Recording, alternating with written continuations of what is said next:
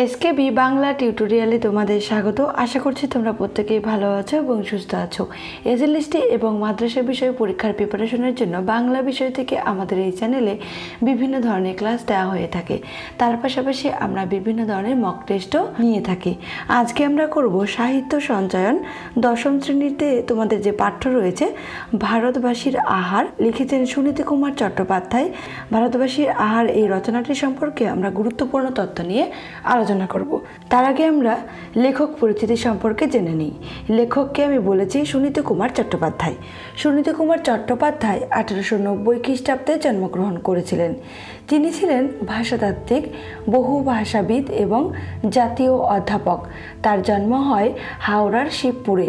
তিনি the origin development of the Bengali language, যেটি প্রকাশিত হয় 1926 খ্রিস্টাব্দে, গ্রন্থ রচনা করার জন্য স্মরণীয় হয়ে আছেন। তার উপাধি ছিল কি? ভাষাচার্য। এই উপাধি তাকে দিয়েছিলেন কে? রবীন্দ্রনাথ ঠাকুর। খুবই গুরুত্বপূর্ণ তথ্যগুলি।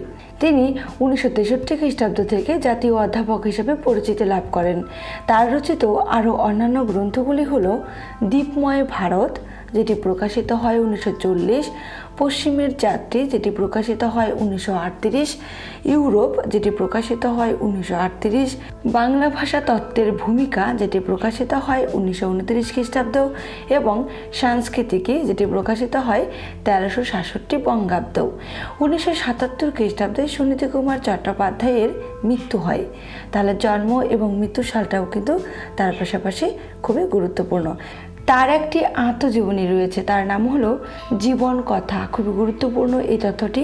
আর এটি হলো একটি অত্যন্ত সুখপাঠ্য গ্রন্থ। পথ চলতি হলো তার বিশ্ব পরিভ্রমণের ইতিকথা। এই তথ্যগুলি খুবই গুরুত্বপূর্ণ। এখন আমরা জানব রচনা পরিচিতি সম্পর্কে। এই রচনাটির ভাবমূল কি? ভাবমূল হলো সাংস্কৃতিক বহুত্ব। আর এই রচনাটির মূল কথা কি? ভারতের খাদ্য বৈচিত্র্য এবং তার মাঝেও ঐক্যের সুর এই প্রবন্ধের মূল কথা। এই প্রবন্ধে উল্লেখিত ঐতিহাসিক চরিত্রগুলি হল কৌটিল্য, যিনি অর্থশাস্ত্রের প্রণেতা, জাহাঙ্গীর, ওলন্দাজ পর্যবেক্ষক পেলসের্থ। ইতিহাস প্রসঙ্গ খ্রিস্টীয় 11 শতকের তুর্কি শাসনের কথা উল্লেখ রয়েছে এই প্রবন্ধটিতে।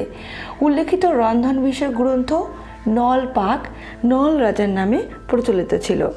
পাক প্রণালী বিপ্রদাস মুখার্জি। উল্লেখিত অন্য গ্রন্থ হলো আইনি আকবরী। এই গ্রন্থটি লিখেছেন আবুল ফজল। এই প্রবন্ধের উল্লেখযোগ্য গুরুত্বপূর্ণ ও প্রাসঙ্গিক তথ্যাবলী সম্পর্কে এখন আমরা জানব। 1 নম্বরে রয়েছে, দেখো, প্রাকৃতিক পরিবেশ অনুসারে ইউরোপ দুটি ভাগে বিভক্ত হয়েছে, যথা উত্তর ইউরোপ ও দক্ষিণ ইউরোপ। 2 নম্বরে দেখো, উত্তর ইউরোপকে বলা হয়েছে কি? ঠান্ডা। আর উত্তর ইউরোপের লোকেরা বেশি করে গরু পোষে। পানীয় জব থেকে তৈরি করা হয় বিয়ার বা মদ। তাহলে বিয়ার বা মদ কি থেকে তৈরি করা হয়? জব থেকে। এই অঞ্চলের পরিচিতি বিয়ার অ্যান্ড ওয়াটার এরিয়া হিসাবে। তো এখান থেকে গুরুত্বপূর্ণ প্রশ্ন তোমাদের তুলে দিতে পারে, বিয়ার অ্যান্ড ওয়াটার এরিয়া কোন এরিয়াকে বলা হয়? তো উত্তর ইউরোপকে কিন্তু বলা হয়।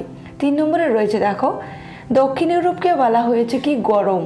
দক্ষিণ ইউরোপের লোকেরা বেশি করে ছাগল পোষে বলে এ দেশকে অনেক সময় বলা হয়ে থাকে ছাগলের দেশ। এই অঞ্চলে জলপাই আর আঙ্গুর বেশি হয়। এই অঞ্চলের পরিচিতি রয়েছে wine and olive oil area. 4 নম্বরে রয়েছে, দেখো, ভারতের উত্তরাঞ্চলের পরিচিতি হুইট অ্যান্ড ডাল অ্যান্ড ঘি এরিয়া হিসাবে। 5 নম্বরে রয়েছে, দেখো, ভারতের দক্ষিণাঞ্চলের পরিচিতি rice and fish and oil area হিসেবে। তো এরকম প্রশ্ন এখান থেকে দিতে পারে যে rice and fish and oil area হিসেবে ভারতের কোন অঞ্চলটি পরিচিত? তো ভারতের দক্ষিণ অঞ্চল কিন্তু পরিচিত। 6 নম্বরে রয়েছে, দেখো, ভারতের আহারে বিপ্লব এনেছে কি? ভেজিটেবল ঘি। খুবই গুরুত্বপূর্ণ তথ্যটি।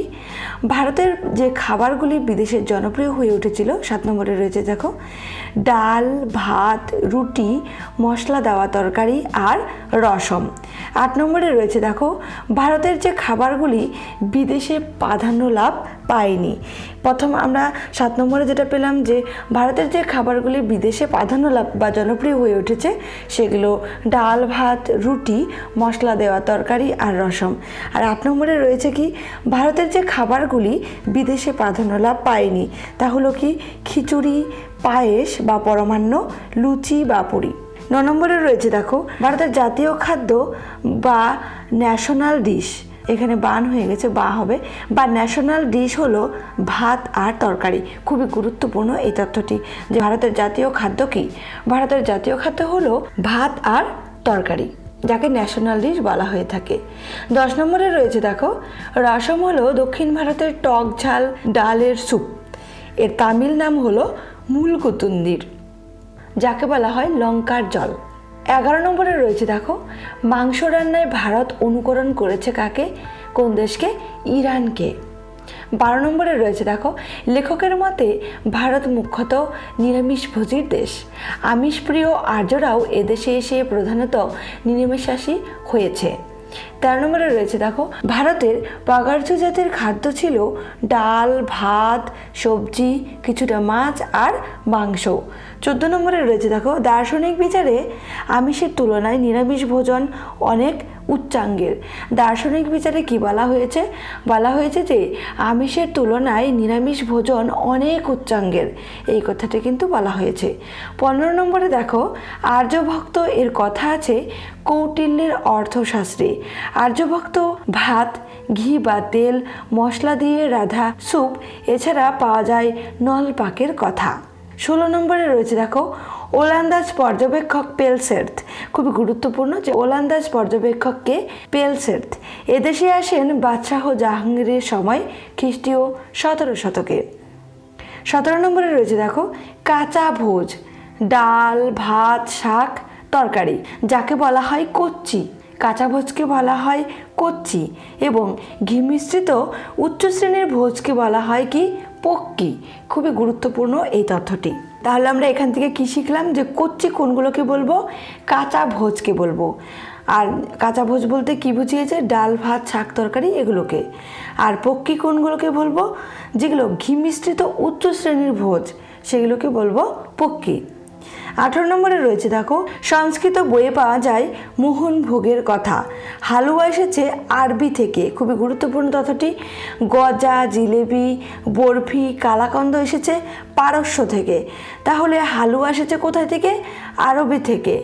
গজা, জিলেবি, বরফি, কালাকন্দ এসেছে কোথায় থেকে, পারস্য থেকে। 19 নম্বরে রয়েছে দেখো পাপড় এসেছে সংস্কৃত পরপট থেকে, তামিল পপ্পু ব্যবহার হয় ডাল অর্থে।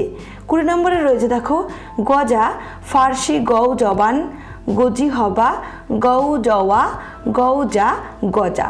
গজা এই শব্দটি কিন্তু ফার্সি শব্দ, বিভিন্ন পরিবর্তনের মধ্য দিয়ে লাস্টে বা শেষে কি হয়েছে, গজায় পরিণত হয়েছে।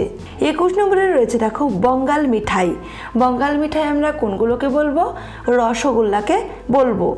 22 নম্বরে রয়েছে দেখো ইউরোপের মিষ্টান্ন এ কেক, পেস্ট্রি বা ডিম থাকা চাই, বলছে ইউরোপের যে মিষ্টান্ন সেটা পেস্ট্রি বা ডিম থাকা চাই।